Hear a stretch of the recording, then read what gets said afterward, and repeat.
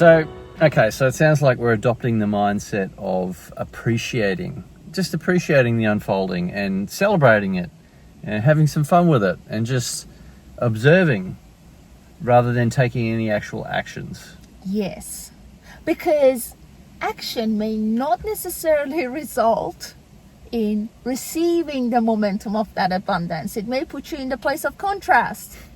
And then you start blaming us for that contrast, but we never encourage you to act on that momentum so early.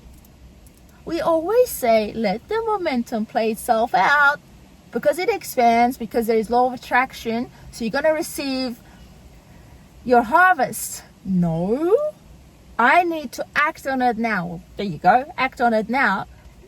You're just going to take yourself back into that contrast.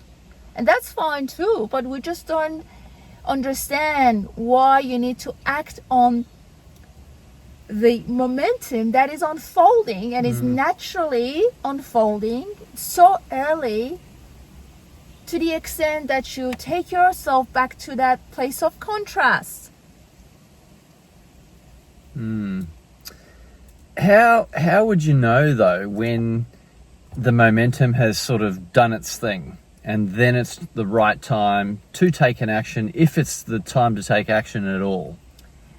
You see, again, you are coming from the place of wanting to clarify further how to act on the momentum. What we're saying is the action, when orchestrated, when inspired, is so spontaneous. You don't think about it, you act on it.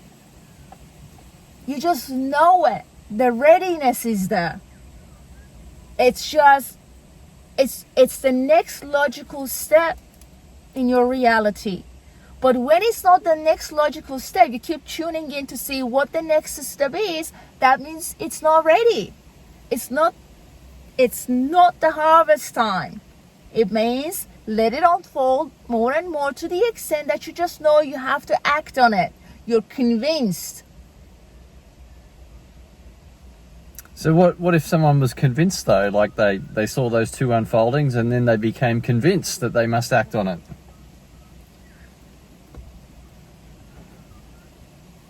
If they were convinced, they would act on it. It's the next logical step. It's part of the momentum. But when it comes to being convinced, the momentum is now unfolding into a manifestation. And when they think that they're convinced and they act on it, the momentum will turn into contrast.